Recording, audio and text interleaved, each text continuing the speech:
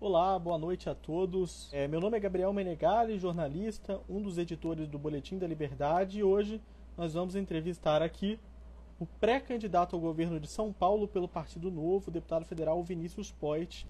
Opa, deputado, tudo bem? Tudo bem, e você? Boa noite. Boa noite a todos aí que acompanham o Boletim da Liberdade. É um prazer estar aqui. Bom, o deputado Vinícius Poit, de 35 anos, foi eleito pelo Partido Novo pela primeira vez em 2018, com mais de 200 mil votos.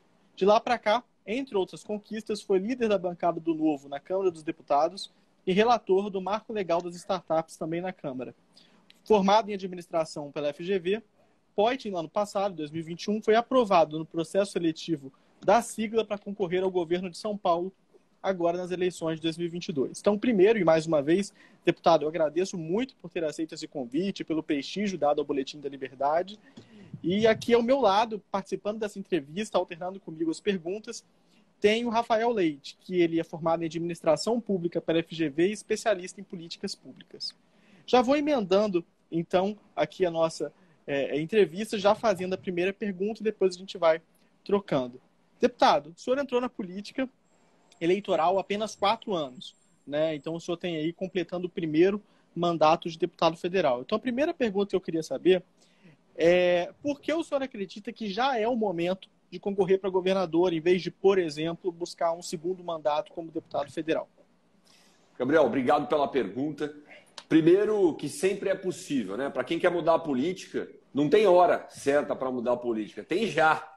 Eu me inspirei, quando eu vim para o meu primeiro mandato, na frase do Platão, que diz que o preço que todos nós pagaremos por não nos interessarmos por política é ser governados por quem se interessa. E aí me propus a ser deputado federal, cara, do zero, sem parentesco, sem participar de movimento nenhum, como um cidadão comum, nascido em São Bernardo do Campo, empreendedor, pagador de imposto, ali morando na capital. Esse sonho que nasceu em dezembro de 2016 se tornou realidade com 207.118 votos. Por que não a gente ganhar um governo do estado de São Paulo? Olha o que o Zema fez em Minas Gerais. Então, a primeira resposta é que não tem hora para mudar a política, né? E aí, se fosse para vir pelas vias tradicionais, a gente fala, mas não faz sentido, Poit. Você tem que se reeleger deputado federal, depois sai candidato a prefeito no meio do mandato para crescer, e em 26 você vem para governador. Se eu fosse seguir a lógica da política tradicional, talvez eu nem estaria aqui. Então, eu tenho um posicionamento, inclusive, contra a reeleição, um posicionamento pessoal. Acho que a gente poderia acabar com a reeleição no Brasil, 5 anos de mandato, fim de papo, porque senão a gente precisa torcer para ter gente de bem lá. Porque a maioria entra e já toma atitudes pensando como é que vai beneficiar para o próximo mandato ou para a próxima eleição. Eu estou de saco cheio de político que só pensa na próxima eleição, não pensa no cidadão. Então, além de que é possível, além de que não tem hora para mudar a política, meu posicionamento contra a reeleição, São Paulo carece de um governador que quer governar o Estado. São Paulo carece de um governador que quer retomar o protagonismo do Estado e enxugar a máquina, para parar de ter só um Estado rico e um povo pobre. Um governo rico e um município pobre. Rodei 7 municípios ontem, hoje mais 4 aqui no Vale do Paraíba. E, cara, você vê a carência de coisas pequenas e lá no governo, né, o governo cheio de dinheiro, aumentando imposto na pandemia. Então, me coloco na proposição porque eu rodo o Estado e vejo que as pessoas não se sentem representadas. Então, o preço que eu vou pagar se eu não for candidato ao governo é ser governado por essa turma que está aí há 30 anos no poder. Vão para cima com a nossa pré-candidatura, porque é possível São Paulo ter um governador novo de verdade, Gabriel. Perfeito. Rafael. Deputado, obrigado, Gabriel, pelo convite. Obrigado, deputado, pela presença. Prazer. Minha primeira pergunta, prazer imenso. Minha primeira pergunta é sobre, na verdade, um comentário inicial é que o Instituto Butantan é um instituto de pesquisa do governo do Estado de São Paulo que foi fundamental, né, para os esforços de combate à pandemia de Covid nos últimos 2 anos.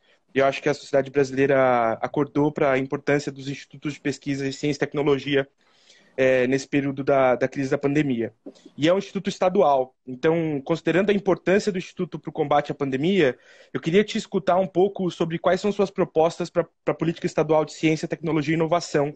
Considerando que o Estado de São Paulo já tem um histórico interessante de ter as melhores universidades estaduais do país, reserva de recursos para as universidades, tem uma série de questões sobre o controle social dessas universidades, mas o que eu queria te ouvir é, considerando o sucesso do Instituto Butantan, quais são os seus planos de modernização do Instituto e da política estadual de ciências? Cara, a gente tem que ter muito mais força e mais prioridade para a educação no Estado.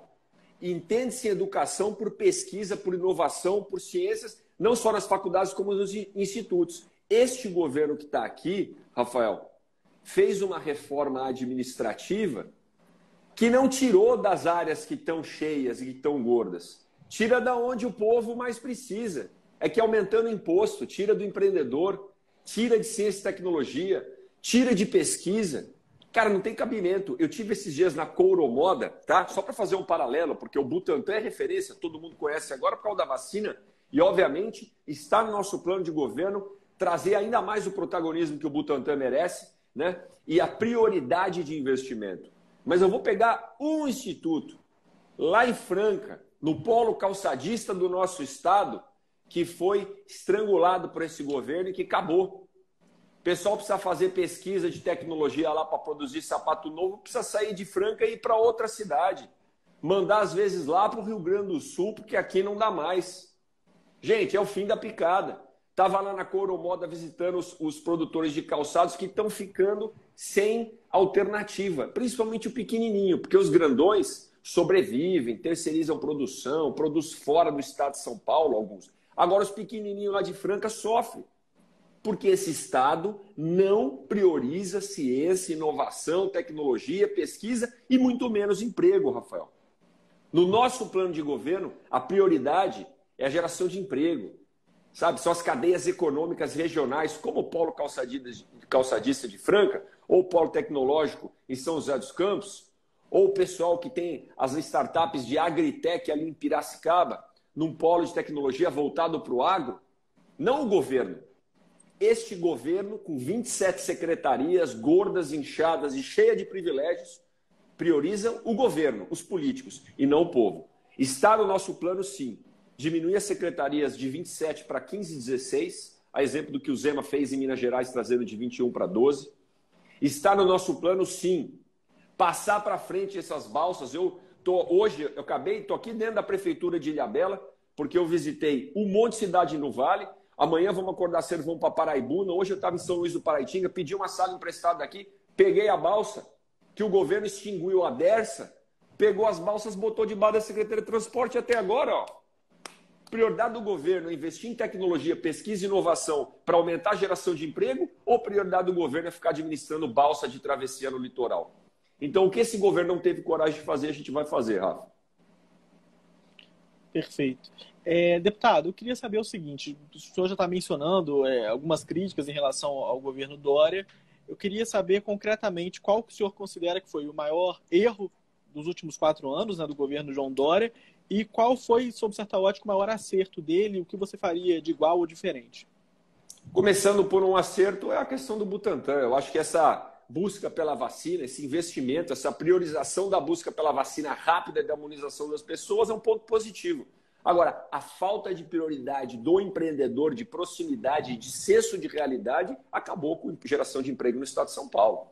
Tem vários maiores erros, mas sem dúvida o aumento de imposto. Já que a gente está aqui no Boletim da Liberdade, já que a gente está falando aqui de liberal para liberal, de gente que quer diminuir a carga tributária, tirar a complexidade de gerar emprego, tirar do governo para devolver o poder para o povo, um governo que aumenta ICMS no meio da pandemia. Em vez de cortar da máquina, cortar dos privilégios, não. Aumenta para o povo, né, na crise. Onde já se viu isso? Um governo que, diante de um aumento do preço do carro, o aumento médio do preço do carro em 23% aqui em São Paulo, não faz nada para segurar o preço do IPVA. Deixa lascar no bolso do paulista o IPVA logo no começo do ano. O maior erro do governo, sem dúvida, aumentar o imposto, fazer caixa, deixar o povo pobre para o governo ficar rico e este ano, com 50 bilhões de reais de investimento, utilizar para fazer obra eleitoreira. É o fim da picada, a gente não pode mais admitir. Não adianta esperar resultado diferente, fazendo sempre da mesma forma. E com um governo que está há quase 30 anos do poder, o Estado de São Paulo não vai mudar. Perfeito. Rafael. Obrigado, deputado. Bom, tem um exemplo de política estadual que os meus pais gostam bastante, que é o Poupa Tempo. Comparando com o que tinha antes, acho que Poupa Tempo, e eu reconheço o esforço dos inventores do Poupa Tempo de melhorar o atendimento à população do estado de São Paulo. Mas, pessoalmente, comparando com os serviços que eu tenho acesso hoje no setor privado, eu acredito que o Poupa Tempo deixa muito a desejar, né? A tecnologia ali é colocar todos os órgãos num mesmo espaço e ser um shopping de serviços públicos, o que no seu momento deve ter sido uma inovação, mas hoje, com o mundo digitalizado como está, a gente sabe que não faz sentido sair de casa para poder conseguir um documento público. Então, eu queria saber quais são as propostas do deputado em termos de simplificação e desburocratização do governo do Estado. Se o senhor pudesse indicar uma ou duas prioridades em termos de desburocratização da vida do cidadão paulista. Olha, Rafael, eu vou partir do princípio do que eu já fiz na Câmara dos Deputados Federal. Fui relator do Marco Legal das Startups, aprovado e sancionado para desburocratizar para o pequeno negócio. Aliás, gente, quando a gente fala empreendedor, é o pequeno e médio negócio, são eles que geram emprego.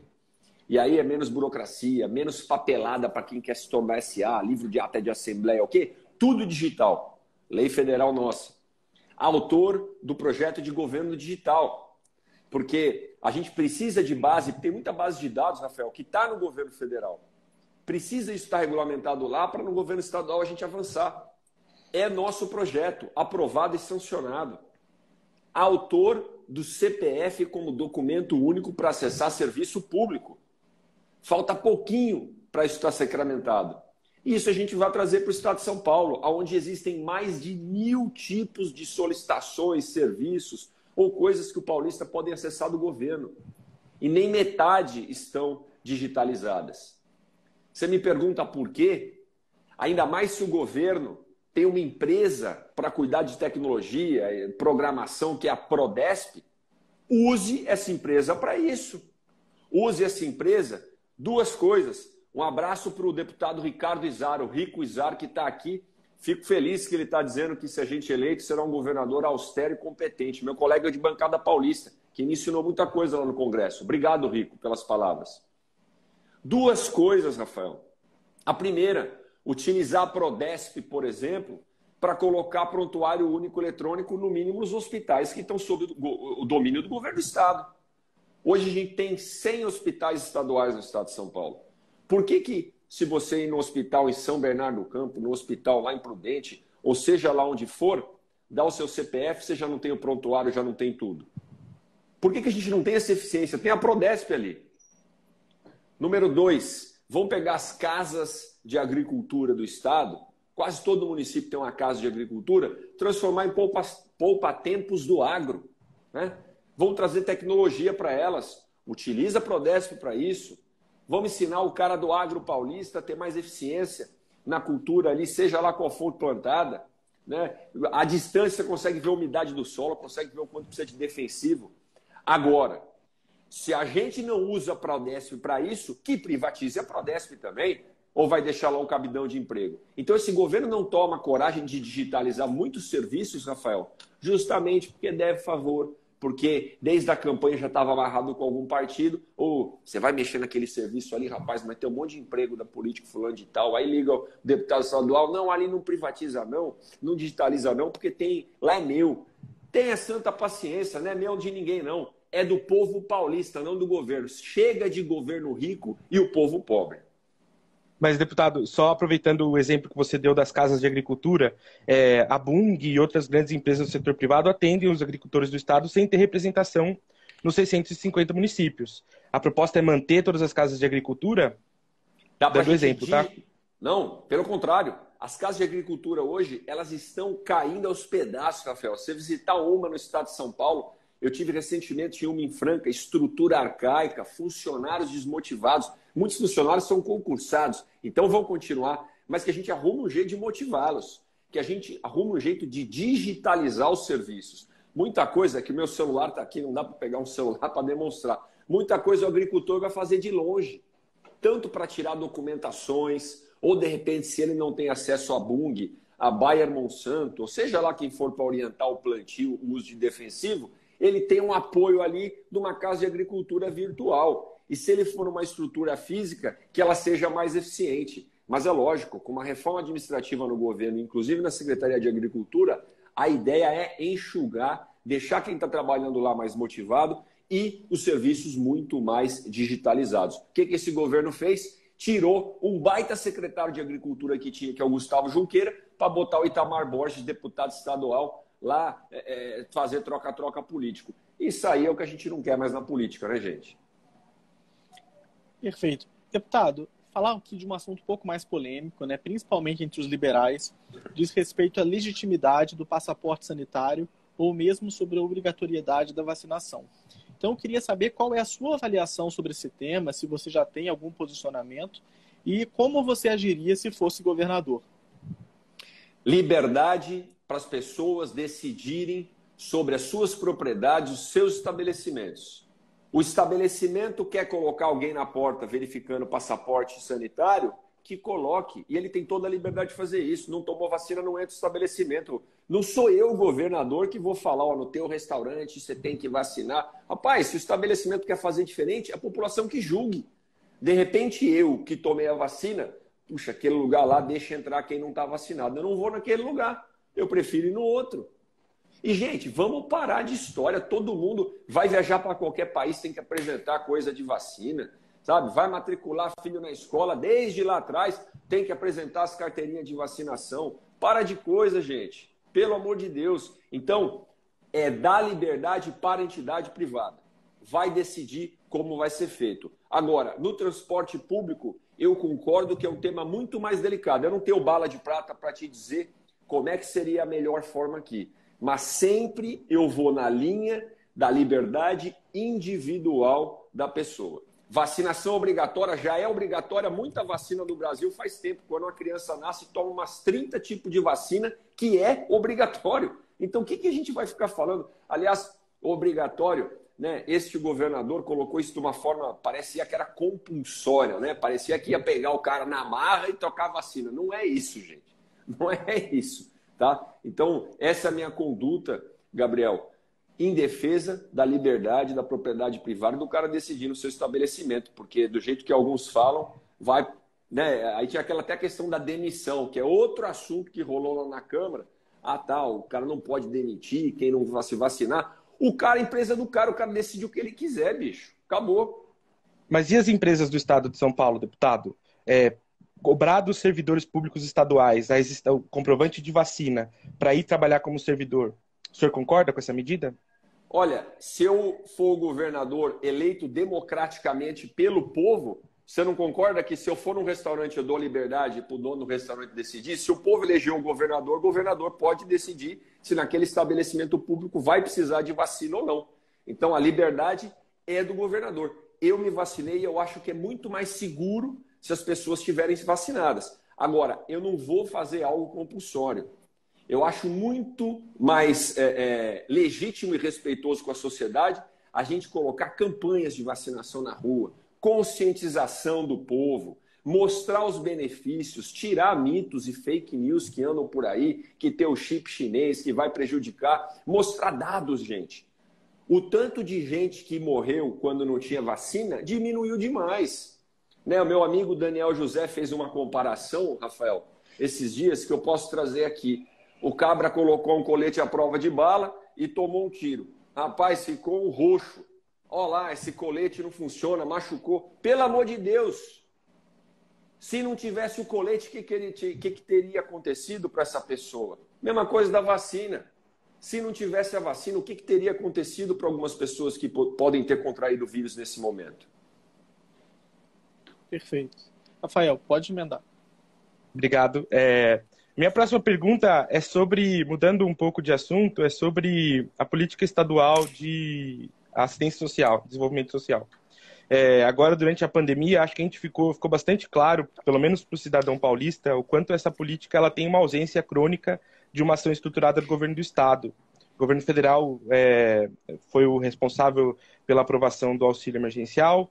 As prefeituras tiveram um trabalho muito importante na distribuição de cestas básicas e, enfim, no apoio emergencial, mas a gente não teve do governo do Estado de São Paulo uma política estruturada, uma ação estruturada em termos de defesa, né, do desenvolvimento social durante a pandemia. Então, eu queria ouvir alguma proposta objetiva do candidato para poder contribuir, para poder modernizar a política estadual de desenvolvimento social e como que ela poderia melhor se encaixar e melhor se adequar às estruturas de políticas sociais já existentes no nível federal e municipal. Olha, Rafael, o que eu notei, inclusive, um pouquinho diferente, é que o governo fez, sim, algumas coisas, na minha opinião, muito assistencialistas, muito, inclusive, populistas, que é o Bolsa Gás, é o Bolsa Empreendedor, é o Bolsa isso, o Bolsa aquilo, em vez de corrigir na base. Então, como governador, mais do que assistência para aqueles mais vulneráveis, para as pessoas que precisam numa situação de crise, é desenvolvimento social. Da Secretaria de Assistência e Desenvolvimento Social, a parte de desenvolvimento social, eu acho que ela carece de mais atenção na nossa política faz tempo. Mesmo no governo federal, onde é assistencialismo, é auxílio emergencial, é bolsa. Só que, poxa, e pegar o cara, ensinar, capacitar, dar um ensino profissionalizante, recuperar socioemocionalmente aquele que está na rua e reinserir na sociedade para o cara andar com as próprias pernas. Essa é a parte mais importante do nosso programa de desenvolvimento social. Atrelado, por exemplo, a algum programa da Secretaria de Educação, alguém me perguntou aqui o que eu vou fazer na educação, de ensino profissionalizante. Como, inclusive vendo alguns amigos, Charles Martins e outros que estão entrando aqui, agradeço e mando um abraço. Como cidadão, lá atrás, já antes, Rafa, e nem pensava em ser deputado federal, eu sempre atuei com resgate de população de rua na cidade de São Paulo. E aí eu levava uma comida, levava uma água, chegava na outra semana, levava de novo, e eu via, caraca, eu estou enxugando gelo, irmão. Eu não estou vendo isso mudar. Pedi o documento dos caras, indicava onde ele tinha que ir, qual instituição ali da prefeitura, o cara não aparecia na próxima semana. Até que a gente identificou. Os centros de acolhimento estão caindo aos pedaços, as OS corruptas. Vamos trocar essas OS, vamos revisar os contratos, parceria público-privada para reformar os centros de atendimento, atrair essas pessoas ali para dentro, capacitação socioemocional e profissional para recuperá-las e depois o emprego, sensibilizando, a sociedade para dar emprego para essa turma. Isso foi feito, inclusive, lá no comecinho de 2016, na Prefeitura de São Paulo, e a sociedade se mobilizou, fiz parte como ONG, como sociedade. É isso que eu vou fazer no governo. Ensino profissionalizante, capacitação para que elas caminhem com as próprias pernas. Não preciso nem lembrar da famosa frase de que o melhor programa social é o emprego. Perfeito, deputado. Deputado, eu queria falar um pouquinho do cenário político, E o cenário para a disputa presidencial está muito polarizado, E há, de certa forma, uma disputa também sobre quem representará cada candidato federal a nível estadual. Então, nesse contexto, as 3 candidaturas mais à frente para a presidência da República hoje têm mais ou menos alguns nomes que devem representar essas candidaturas na disputa do governo de São Paulo. E, recentemente, o MBL, com o Arthur Duval, se aproximou do Sérgio Moro. Por outro lado, o pré-candidato à presidência do Novo, que é o Felipe Dávila, em algumas pesquisas chega a ter 0% das intenções de voto. Então, minha pergunta é, você não acha que isso pode comprometer a sua candidatura? Ou como é que você enxerga esse cenário? Gabriel, como a gente está no Boletim da Liberdade, eu vou tomar a liberdade de citar o João Melão, um dos precursores do pensamento liberal aqui na nossa política. No lançamento da campanha do João Melão, já falecido, político, jornalista, referência. No lançamento da campanha do Ricardo Melão, filho dele, deputado estadual e meu amigo, eu estava lá. E o João, com dificuldade na fala, mas com pensamento intacto, olhou para o Ricardo, olhou para mim e disse: filho, poite, entrem pela porta estreita da política. Vocês vão ver portas largas, caminhos mais fáceis na vida de vocês em todas as situações, no trabalho, no relacionamento, na política, em tudo. Mas escolham a porta estreita, porque ela que garante os princípios e valores intactos. E ser candidato pelo Novo é a porta estreita? Não vou interferir nos meus princípios e valores? É esse o caminho que eu vou escolher. Eu não vou grudar em algum presidencial porque ele é o mais famoso ou porque ele tem mais percentual de voto. Eu estarei com as pessoas que dividem princípios e valores comigo. Felipe Dávila é um cara espetacular, capacitado, inteligente, com propostas. É um cara que não precisa de posto Ipiranga, de posto Petrobras, de nenhum. Aliás, a Petrobras é a primeira coisa que ele vai privatizar, caso seja eleito presidente da República. É um cara que chega aqui e fala de plano de economia, fala de propostas sem precisar de ninguém para endossar ele. assim como eu falo disso no estado de São Paulo e assim como a gente está falando aqui. Então, não tenham medo desse desafio. É necessário coragem, firmeza nos valores dos princípios para enfrentar. Você pega os outros candidatos, né? Quem são os candidatos dele? Nenhum cravou candidatura ainda. Nenhum. Vamos falar do Lula? Quem que é o candidato do Lula em São Paulo? É o França? É o Haddad? Como é que é? Né? E falo disso com muita humildade, reconhecendo a força deles todos. É o Geraldo Alckmin, que agora cogita ser o vice do Lula, aí todo mundo pensa, tá bom, então vão apoiar o França. Não, vão apoiar o Haddad. Olha o rolo, ninguém tem convicção mais na política. Vão pegar o Bolsonaro, que está empurrando na marra o Tarcísio. Quem escutou o Tarcísio dizer que quer ser governador de São Paulo? Né? É um baita de um ministro, mas conhece o que aqui do estado? Não disse que quer. Eu quero um governador do meu estado que queira ser governador de São Paulo. Então também não falou. Então nem o Lula nem o Bolsonaro tem candidato. O Moro, o Arthur, possivelmente vai filiar no Podemos amanhã. Mas como é que vai se dar isso? Vai até o fim? Vão fazer acordo com o Garcia? Vão fazer acordo com o Dória? Como é que vai ser? Porque uma hora está num partido, uma hora está no outro. As pessoas trocam de partido como trocam de roupa. Respeito a candidatura tanto do Arthur como a do Moro. Mas, gente, a política carece de convicção, carece de pessoas que enfrentam o mais difícil, que escolhem, como João Melão disse, a porta estreita. E no meio disso tudo, eu tenho constância de propósito. Uma outra frase do João para completar aqui. Quando as pessoas ficam se mexendo muito, né, acabam não saindo na foto. O que isso quer dizer? Fica se debatendo, e as pessoas que têm constância de propósito e firmeza nos valores e princípios é que caminham para frente. Eu tinha um amigo que, outro dia eu fui tentar mergulhar. Sabe quando você está lá mergulhando e tenta segurar o ar? Quanto mais você concentra quando você está debaixo da água, poupa esforços, você fica mais tempo. Quem fica se debatendo muito acaba o ar e tem que subir. Eu estou concentrado com constância de valores, constância de princípios, sabe? E com gente como Felipe Dávila, que eu ponho a mão no fogo, que tenho muito orgulho de dizer que é meu pré-candidato à presidência da República. Perfeito. Obrigado, Rafael. Deputado, vou fazer uma pergunta de um tema que me é bastante caro e é relacionado à política estadual de lideranças do setor público. O governo do estado de São Paulo, vou dar um exemplo, foi um dos primeiros estados do país a ter uma política relativamente bem sucedida do uso de organizações sociais para gerir equipamentos de cultura, equipamentos de saúde, e são diversos os exemplos nos quais o gestor do contrato do lado do governo do estado é um cargo comissionado com um salário de 6, 7 mil reais, e o gestor do contrato da contraparte privada, Hospital Albert Einstein, as OS da Fundação Roberto Marinho, no caso da cultura, recebem salários que são 3, 4 vezes superiores.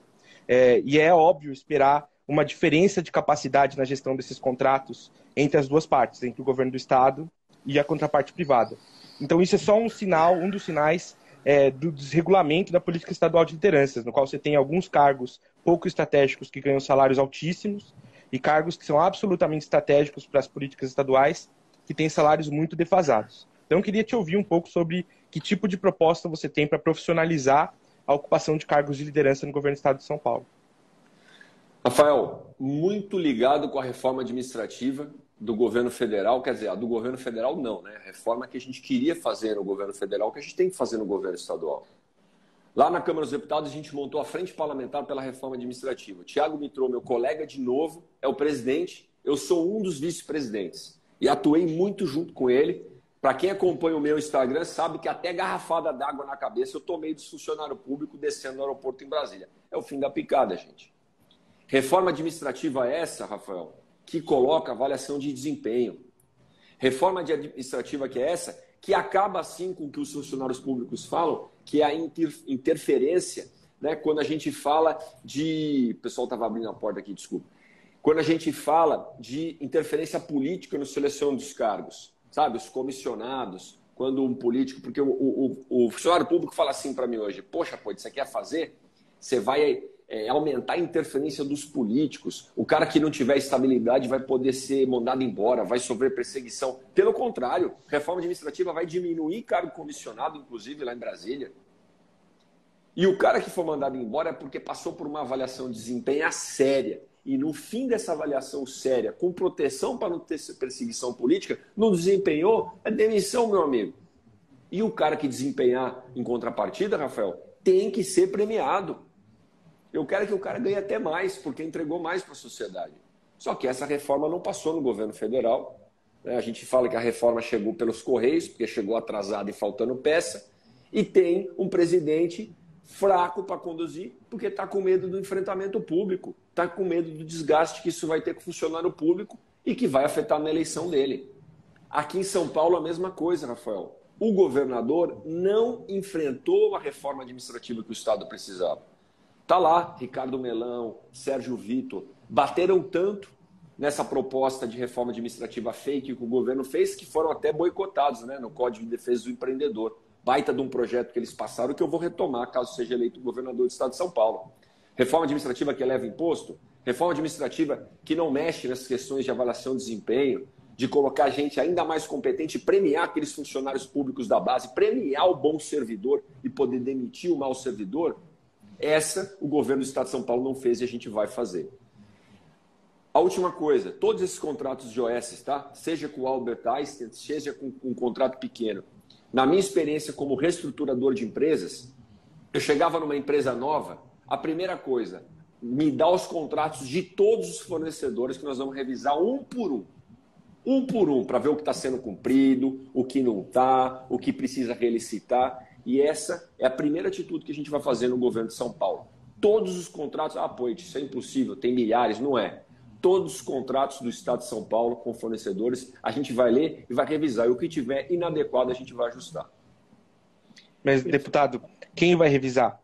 A minha pergunta inicial era sobre quais são as suas propostas sobre ter capital humano dentro do governo do Estado para poder fazer esse tipo de análise, esse tipo de pente fio sofisticado, que é o tipo de desafio que hoje o governo tem. Então, eu queria pelo menos te ouvir. Você concorda que a gente tem uma distribuição de salários equivocada e que seria importante aumentar os salários de alguns tipos de cargos comissionados? A primeira proposta, como eu te respondi, reforma administrativa séria no governo do Estado de São Paulo. Diminuir, inclusive, alguns cargos comissionados, qualificar aquelas pessoas que estão lá, premiar as pessoas que estão lá e que desempenham, não só com salário, mas com capacitação. De repente, nesse caso que você falou, capacitação para revisar os contratos, para capacitação para fiscalizar as OS, já que a gente privatiza, já que a gente faz parceria público-privada, tem que olhar direito para esses contratos, para não ver nenhum buraco ou algo que não está sendo cumprido e a gente gastando dinheiro público. Então, reforma administrativa em primeiro lugar, Rafael, e dura, e séria. Agora é o seguinte, se não tiver o cara que revisa, eu vou revisar. O governador que entra lá só para fazer vídeo, ficar viajando e pensando na próxima eleição, não funciona. Agora, o governador tem que ser capaz de pegar o contrato na mão e ler. Então, a minha disposição para fazer a reforma administrativa e para, pessoalmente, tocar uma equipe que revise todos os contratos do Estado de São Paulo. Perfeito. Deputado, eu vou emendar aqui, provavelmente na última pergunta aqui. Primeira, eu então vou emendar em duas perguntas. Primeiro, uma pergunta até sugerida por um dos leitores do boletim, que é como aprovar reformas impopulares e obter o apoio do Legislativo. Aí eu já emendo na segunda pergunta para entender qual seria a sua grande prioridade no governo e como você gostaria de ser lembrado. Olha, para aprovar reformas impopulares, né, e ter o apoio do Legislativo, vocês estão comigo aqui? Deu uma rodadinha no Gabriel, voltou, né? Uhum. Beleza. Pessoal, primeiro, se o governador entrar pensando na reeleição, acabou. Porque ele vai ficar tomando medidas, pensando na popularidade, pensando nos votos, pensando no apoio que ele vai ter da Assembleia Legislativa. Um governador, e aí já adianto, como eu fiz no meu mandato, que entra já dizendo, sou contra a reeleição por princípio. Respeito quem está tocando aí. Sou contra. Não vou pensar em reeleição. Vou entrar para deixar um legado, assim como eu fiz no meu mandato de deputado federal. Isso já garante que as coisas andem muito mais diferente. Deputado estadual está pedindo emenda, está pedindo favor para poder passar projeto, está pedindo emenda extra, orçamento secreto, que foi pago no orçamento federal, foi pago no orçamento estadual, não vai ter e vai ser exposto à opinião pública. Deputado estadual quer trabalhar junto com o governo, aí toma disposição e para escutar todos, assim como eu escutei como coordenador da bancada paulista. O governador que quer pensar em reeleição, Gabriel, ele só pensa em si próprio, ele quer os louros tudo para si. Então ele vai inaugurar uma obra, a obra do governador fulano de tal, a obra do governador fulano de tal. Não, chama todos os deputados para estarem juntos, divide o protagonismo, deixa o deputado estar ali e falar, olha, essa obra aqui eu também indiquei para o governo, não tem problema. Eu não estou lá para buscar louros para mim, não. Estou lá para buscar vantagens para o cidadão paulista. Olha o que o governador Romeu Zema faz lá em Minas Gerais. Chama os deputados junto. Aí a impopularidade baixa muito ali com a Assembleia Legislativa. Não precisa pagar a emenda e dar cargo, não. É só dividir o protagonismo. Porque o orçamento não é do governador, não é nem dos deputados, é do povo. Então, se o deputado vier junto, a gente consegue governar com muito mais facilidade e trazer a Assembleia Legislativa junto. E o legado que eu quero deixar, Gabriel, é de alguém que trabalhou pelo Estado, que focou na solução e não ficou mitando e lacrando. Esse é o legado que eu deixo no meu mandato de deputado federal. Como o deputado mais transparente da história do nosso país, por prestar contas, por inovar no sistema de emendas, por botar critérios técnicos para emendas inteligentes, como um dos deputados mais econômicos, ou é o primeiro, ou é o segundo, ou é o terceiro do nosso país. Deputado que aprovou o marco legal das startups, governo digital, telemedicina, regularização fundiária urbana, conectividade nas escolas, sabe, com resultado. Então, se as pessoas lembrarem de um governador de São Paulo que deu resultado e parou de firula, ficar brigando e pensando na próxima eleição, eu sairei bastante satisfeito desse futuro mandato. Maravilha. Deputado, muito obrigado, tá bom? Por essa entrevista, por essa live. Agradeço também profundamente aí o Rafael com perguntas bem focadas. E eu queria fazer 3 convites para quem está assistindo por até favor. aqui. Primeiro, para quem não segue o Boletim da Liberdade e não conhece, seguir a gente aqui no Instagram. E quem for leitor do Boletim, também seguir aqui o Rafael e o deputado. Segundo, se você acompanha e já consome o conteúdo do Boletim, te convido a conhecer os nossos planos de assinatura. Eles são muito importantes para a gente poder continuar esse trabalho até mesmo ao longo desse processo eleitoral. Então o link com os mais detalhes estão na bio. E também para você entrar no nosso grupo do WhatsApp ou então se inscrever na nossa newsletter, que todas as semanas a gente envia ali um compilado do que a gente publicou de artigo de opinião e de notícia para quem está inscrito ou está no grupo do WhatsApp. Mais uma vez, deputado, muito obrigado por ter aceito esse convite e, enfim, o boletim está aberto aí para a sua candidatura e para outras novidades que vierem. E, Rafael, muito obrigado também. É isso, pessoal. Uma boa noite. Obrigado, e obrigado Gabriel. pela Obrigado, audiência. deputado. Valeu, Mais, Rafael. pessoal. Obrigado, Gabriel, e Valeu. todo o pessoal. Aliás, quem tiver mais alguma dúvida, alguma pergunta que não foi esclarecida aqui, me manda no direct que eu respondo todas pessoalmente, pessoal. Valeu.